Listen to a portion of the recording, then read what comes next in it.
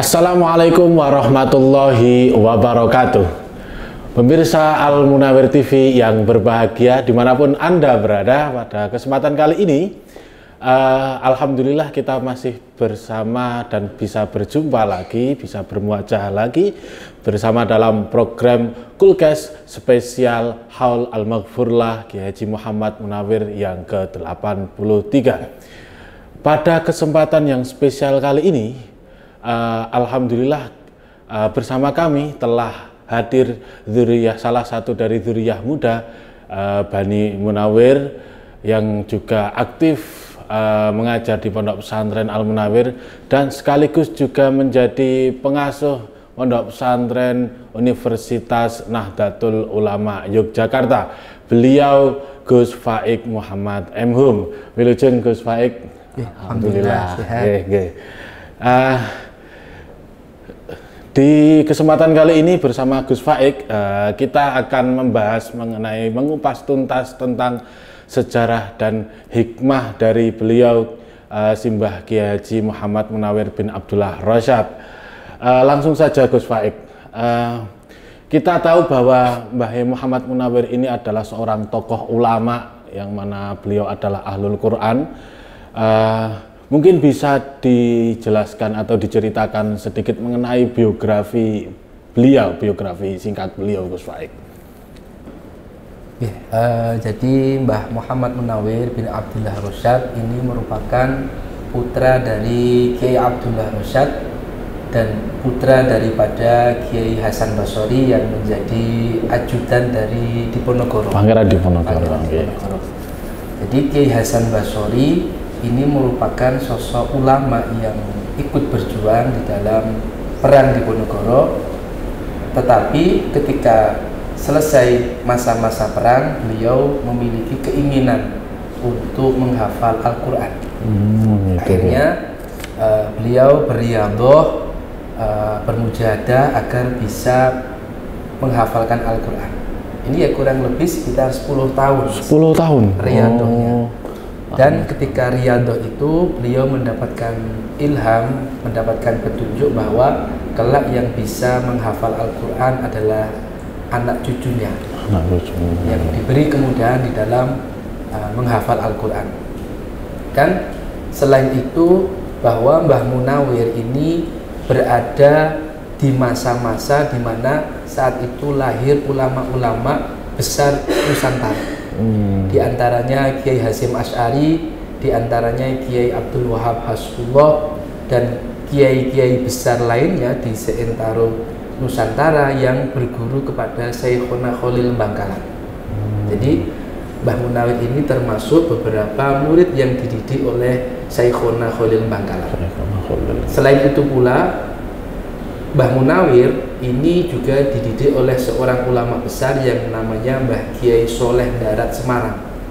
Kemudian dari dua ulama besar ini beliau memiliki pandangan yang cukup luas. Beliau memiliki keinginan yang luas bagaimana ilmu ini bisa menyebar di Nusantara, khususnya dalam hal Al-Quran.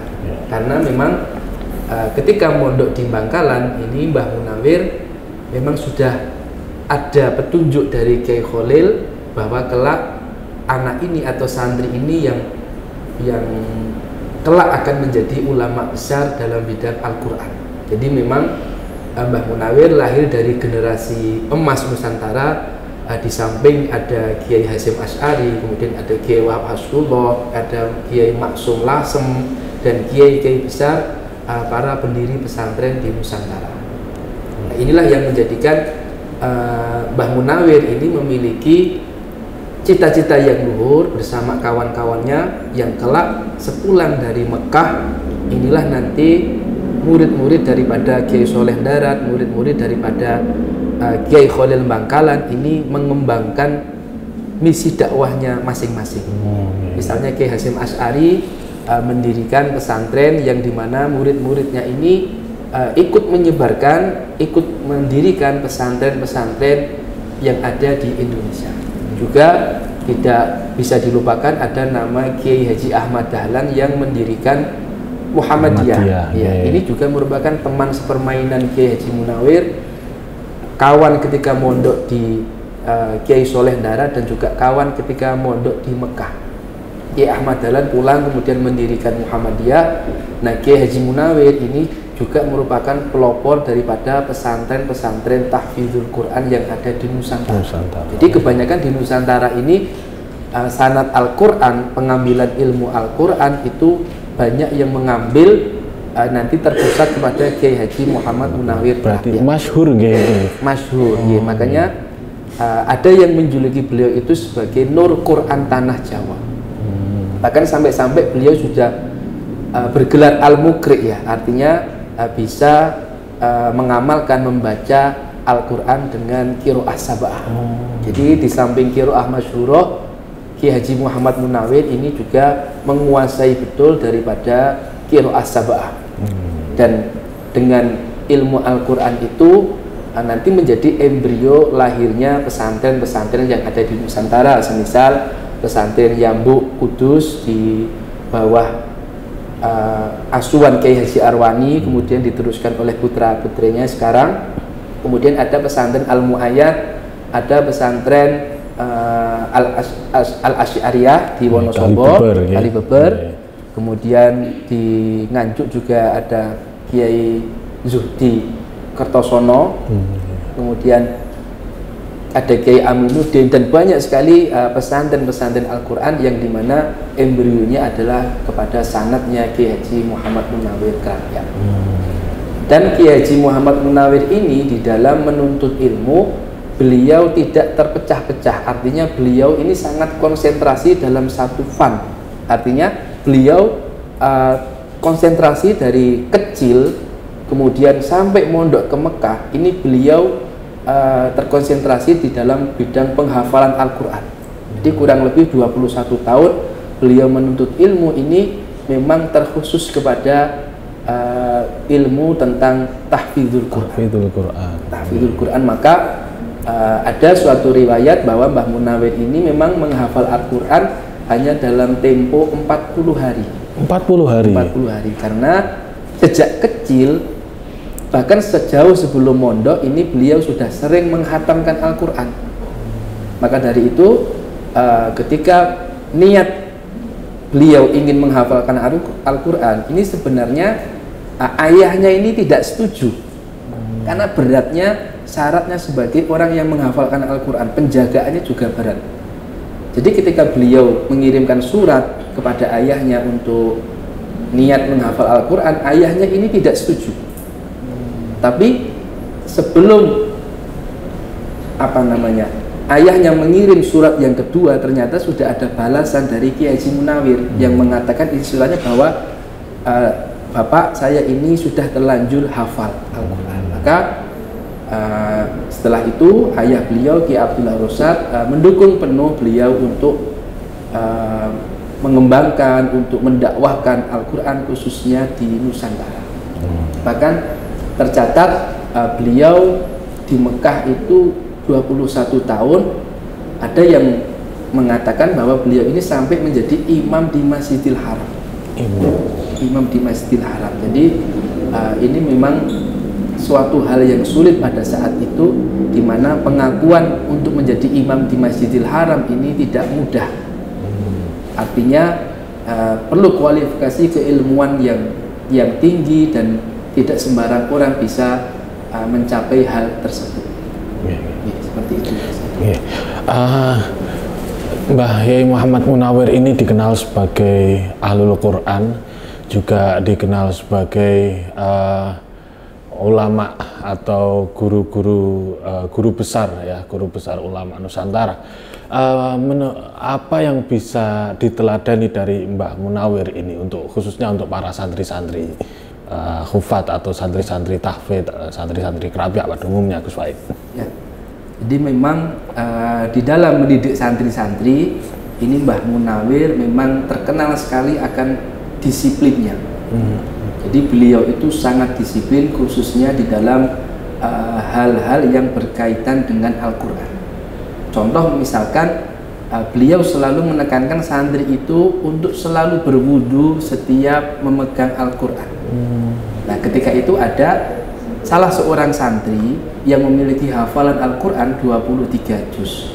Nah, karena beliau santri itu sengaja memegang Al-Quran tanpa wudhu dan akhirnya diketahui oleh Kiai Haji Muhammad Munawir, maka santri itu pun dikeluarkan dari pondok. Karena memang Mbah Munawir ini khususnya dalam hal Al-Quran ini tidak bisa main-main.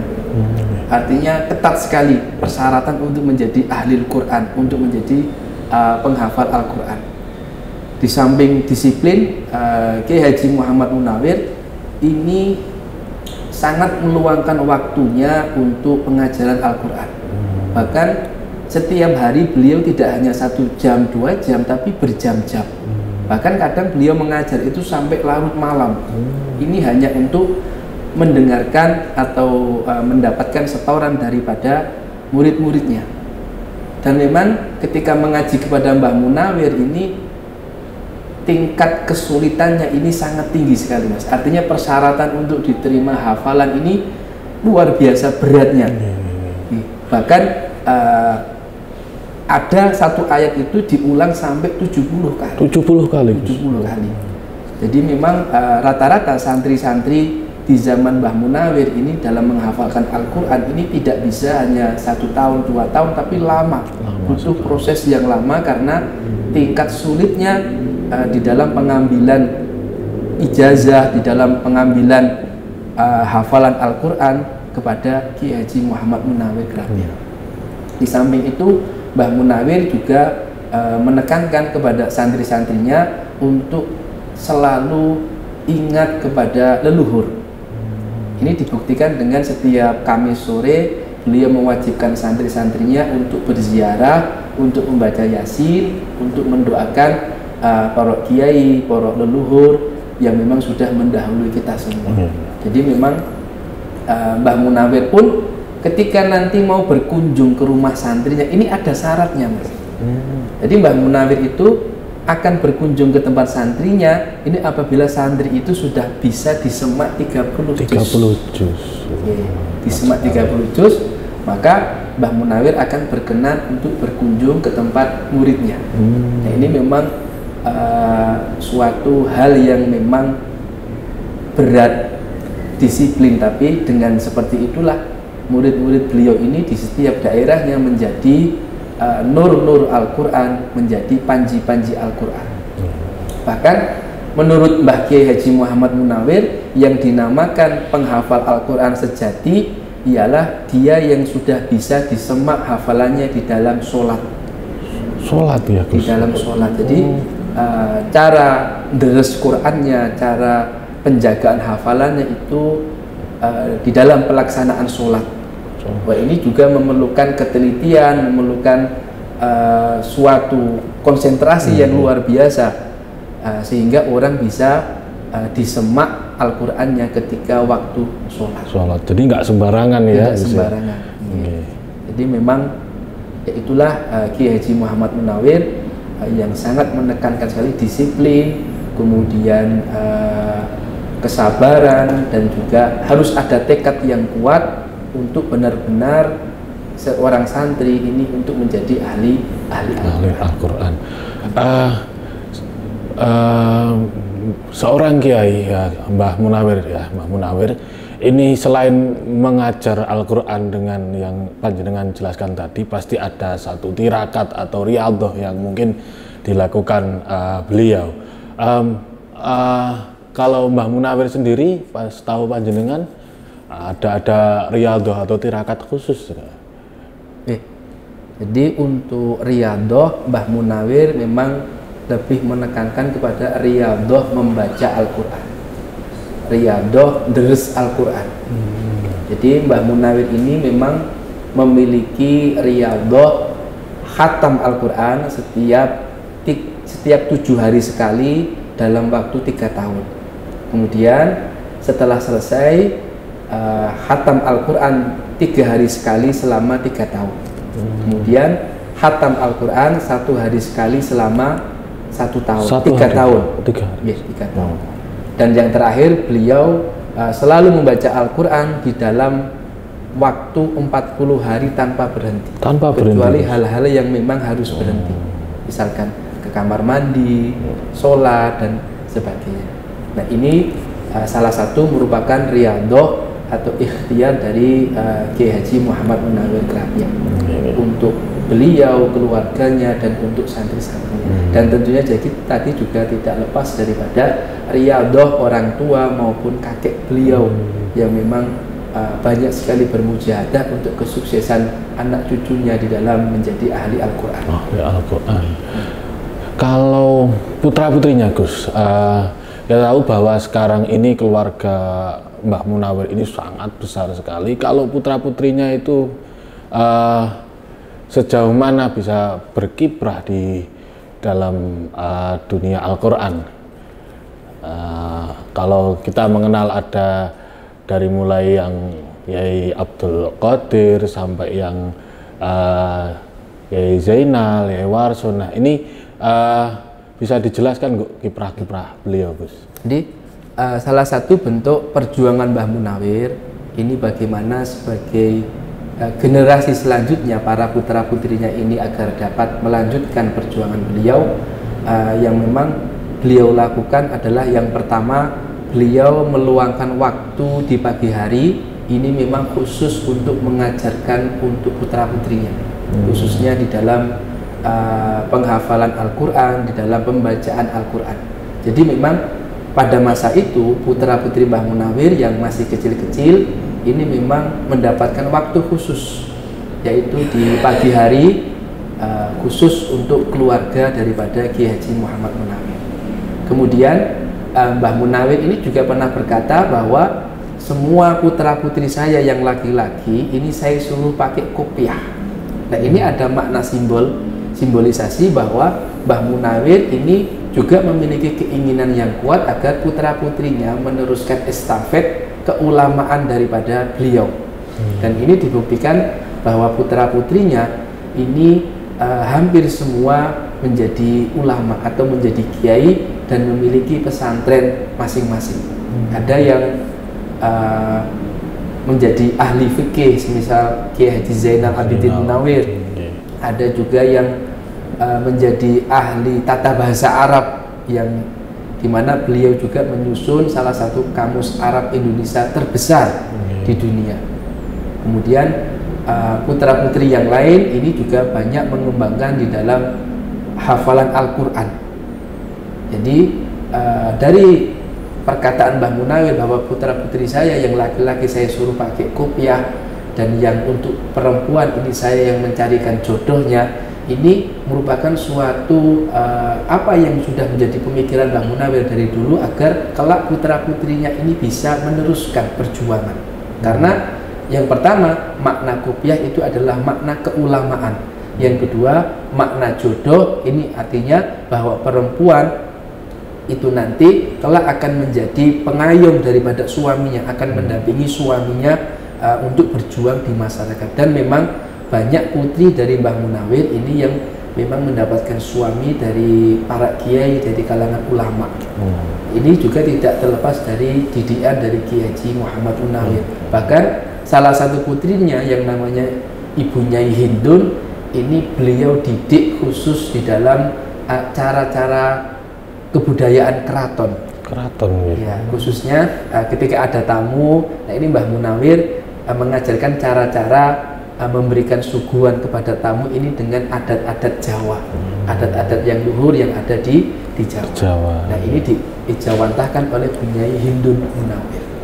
Ini memang khusus untuk putra putrinya, beliau juga berpikir, beliau juga mendidik gimana agar putra putrinya ini kelak menjadi ulama-ulama besar. Monggo diunjuk dulu Gus. Monggo. Ini MUK yang panjenengan saksikan ini adalah MUK dari Al Munawir Store. Bisa panjenengan cek di IG Al Munawir Store. Banyak produk-produk di Al Munawir Store, termasuk MUK yang ada di panjenengan, di depan panjenengan semua ini. Kita lanjut Gus Faik. Monggo. Apa tantangan dari generasi penerus Mbah Munawir di zaman sekarang ini? bahwa generasi yang hidup di era milenial ini memang kita semua berada di era digital. Bagaimana semua itu menjadi data, dan dari data itu kemudian akan berkembang menjadi sebuah teknologi yang dimana kita ketahui bahwa orang mendengarkan Al-Quran ini bisa sekarang dengan rekaman murotal, rekaman YouTube dan sebagainya. Nah, itulah tantangan-tantangan bagi kita bagaimana agar hafalan Al-Quran ini tetap menjadi andalan para zuriyah, andalan para alumni Al-Munawwir. Artinya semacam semaan-semaan Al-Quran ini tidak digantikan oleh digital. Artinya kita ketahui memang sekarang ini banyak sekali terutama orang-orang yang berjuang juga di dalam penghafalan Al-Quran, tapi kita tidak tahu di mana sanad pengambilan keilmuan itu.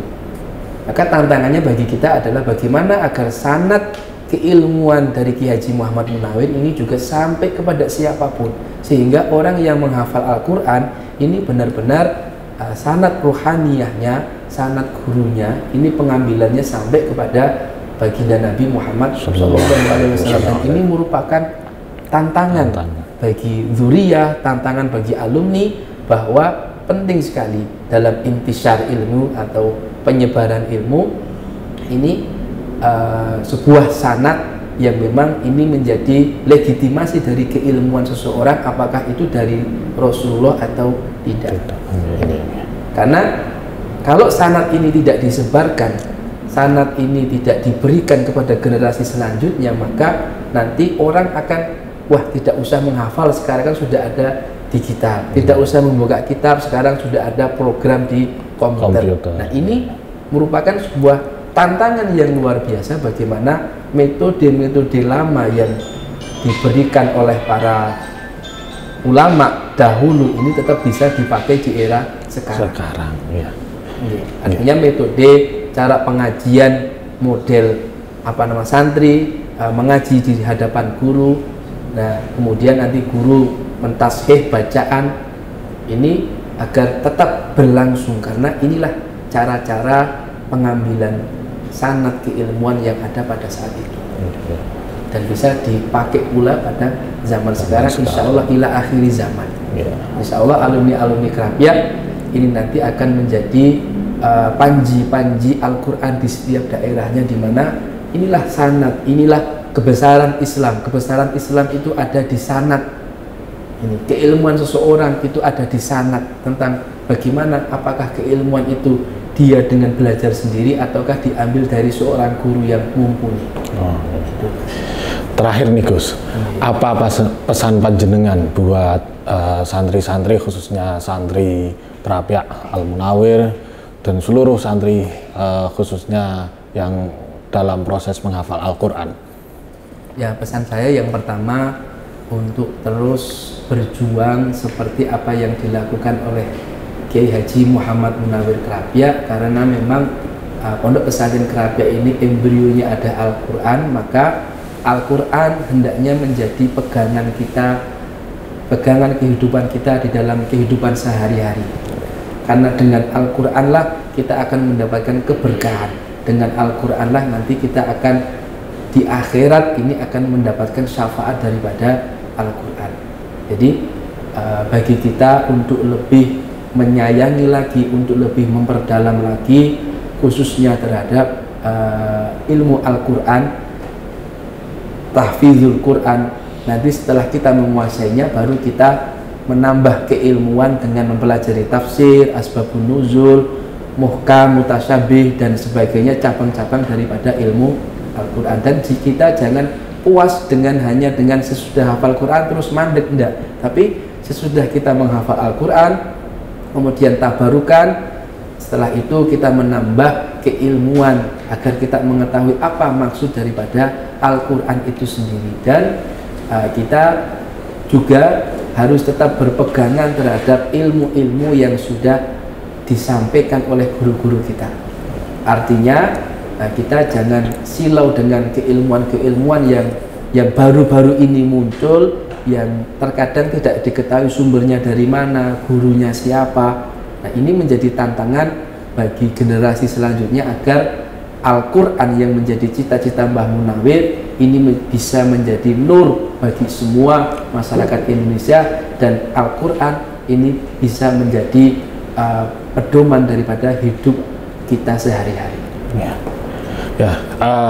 Terima kasih Gus Faik telah meluangkan waktunya pada kesempatan kali ini. Semoga apa yang panjenengan utarakan tadi bisa bermanfaat untuk santri khususnya dan masyarakat Indonesia pada umumnya.